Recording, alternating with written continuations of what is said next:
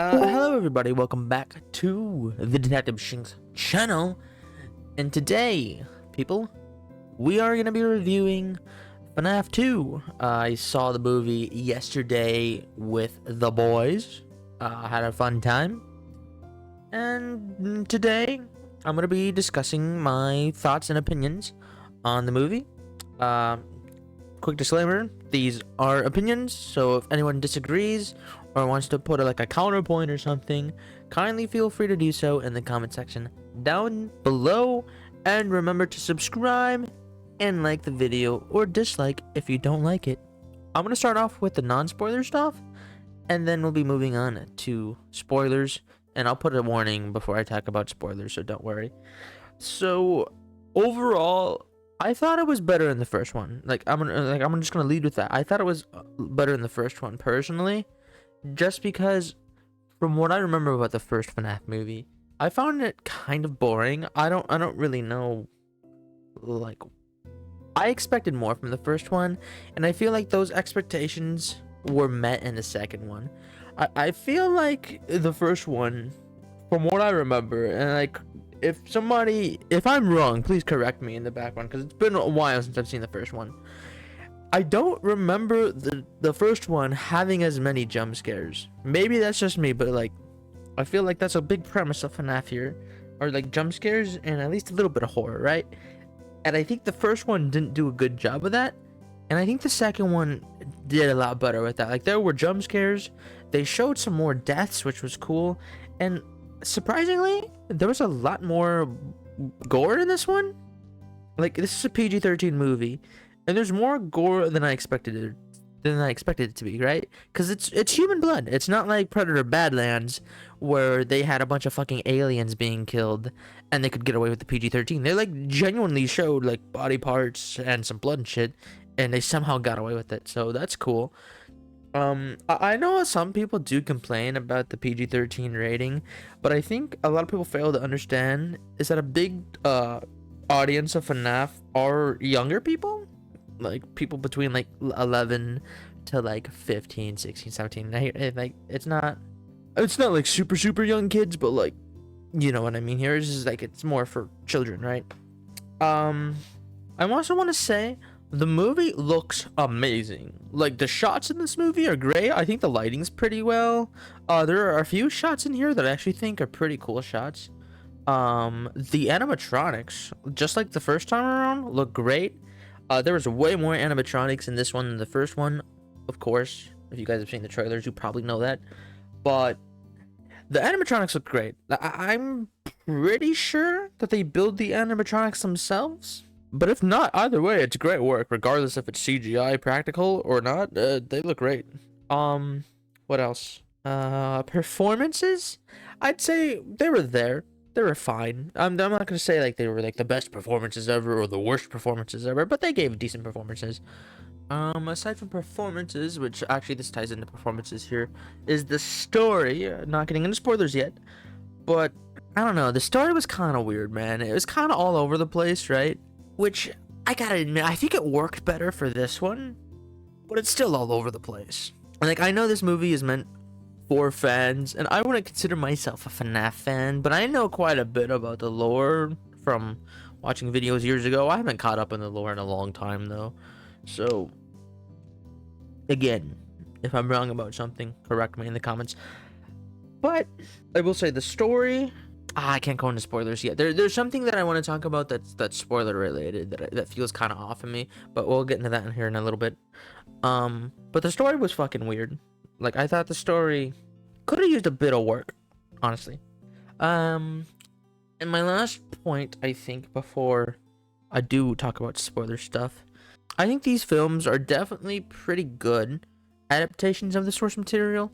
I'm not gonna say they're perfect or anything, because I don't like the first one.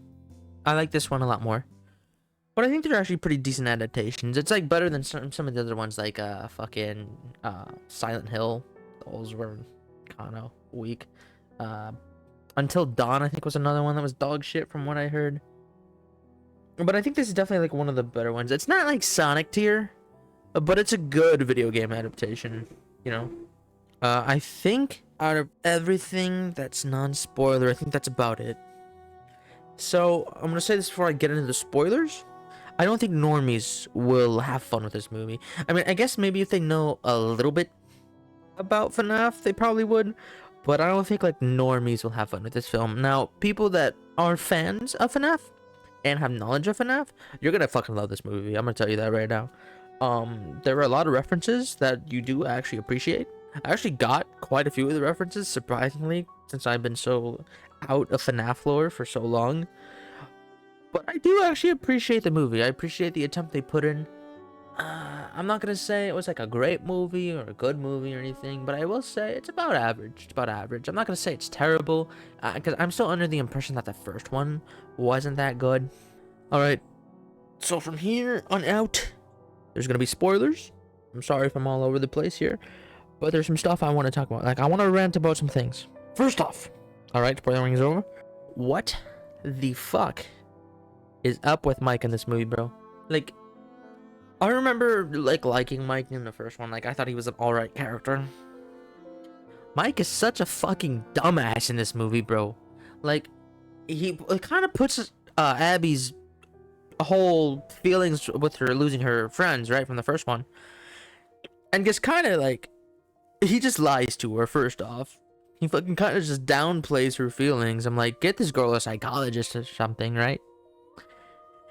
And then he makes some stupid fucking decisions at the end there. Like, at the very end, like the whole movie, Vanessa is helping them, right? Vanessa is like doing her best to help them, right? And this motherfucker just completely fucking disses Vanessa off at the end. And this shit just ends in a cliffhanger there. Like you're such a fucking dumbass. Like, this movie made me dislike Mike. Genuinely, I dislike Mike now. I dislike him as a character.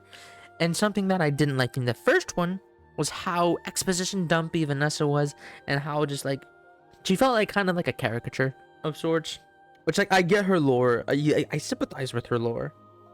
But in the first one, I don't think she was that good of a character, right? In the second one here, I think she was honestly betterly written. I will say some of the scenes with her, in my opinion, are kind of cringe. But I think Vanessa was better written in the second one, right? Which I think is a good juxtaposition between the two films, with Mike being the more liked character and Vanessa being a little bit more disliked. And this one being Vanessa more liked and Mike is more disliked. Because Mike, god damn, the decisions he made in this fucking movie were stupid. God damn it. Another thing that I would like to talk about is Charlotte, the marionette, right? Which is like the main antagonist of the movie. Her backstory felt so off to me. Maybe it's just because correct me if I'm wrong, right? But didn't the marionette die with the other kids in the game? Like, I could be wrong. I could be wrong. But I feel like I don't know. It's just like Charlotte dying on her own just doesn't. It doesn't connect with me, right? Like, I sympathize with the fact that she was murdered. It was covered up. But, like, I don't know, man. It just feels so out of place for her just to be alone completely.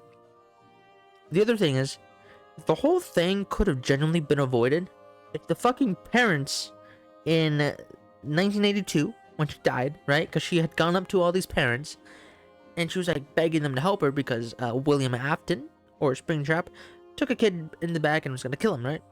So she went to 3 separate adults, right? And she's like begging for help. And these fucking dumbasses, these fucking stupid adults, just blow her off like, hey kid, we're talking here. Or, hey kid, the adults are speaking here, go away. Or, hey, not right now, kid. Like, what the fuck are we doing? If this was me and I was an adult, right? I would be like, oh shit, this kid's genuinely afraid. This kid's like, she needs help, obviously, so let me go help the kid. These fucking adults do jackass shit. Like, what the fuck are we doing, bro? Like, it could have been prevented had the fucking parents not been retarded. Genuinely just not been retarded. Like, come on, man. Like, that whole part of the movie, the intro there, the parents pissed me the fuck off. Another part, which is something that I think is a positive, right? So like there was this whole science fair plot line, right? And there was this one teacher who was just such a dick to Abby, right? So the fucking the toy animatronics, they get out of the first location, right? Because the marionette kind of sort of blackmails Vanessa into doing it by holding Abby hostage. Abby puts in the code. Vanessa has to cave in there and gives her the code, so Abby puts it in the computer, and they're able to leave. So this teacher breaks Abby's science project for the science fair, right?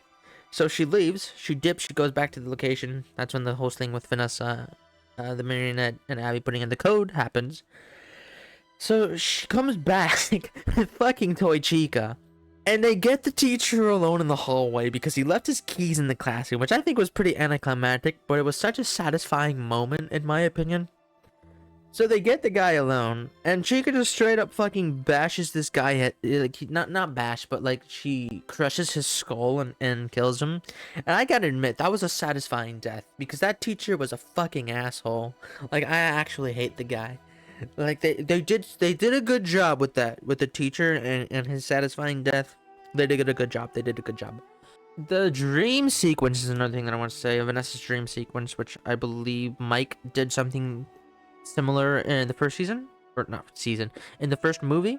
I think the shots in that scene were pretty good. But I will say, like, I like Matthew Lillard, right? Like he did pretty good in that scene. But, like, I couldn't help but feel cringe in that scene. Like, I couldn't help but cringe. It's like the way Vanessa was, like, talking in that scene. Like, it's probably just a personal nitpick of mine. But the scene just came off as cringe. I'm sorry. I know it's supposed to be, like, an emotional scene. You're supposed to feel bad and sympathetic for Vanessa. But I just can't get behind that scene, man. It's so cringe. Is there anything else I want to talk about here? The ending. The fact that they ended that off in a cliffhanger is fucking diabolical, bro. So, essentially how it ends, right? Like I mentioned before, they defeat the animatronics by the animatronics from the first movie, come back and kill the toy animatronics. Excuse me. And then, yeah, they kind of just forget about the marionette being there. So, like, Mike and Vanessa argue. Mike drops the mic on fucking Vanessa, right? And then tells her to stay away and to leave him alone. And then the fucking marionette just fucking possesses Vanessa. Like, and that's where they leave off the movie.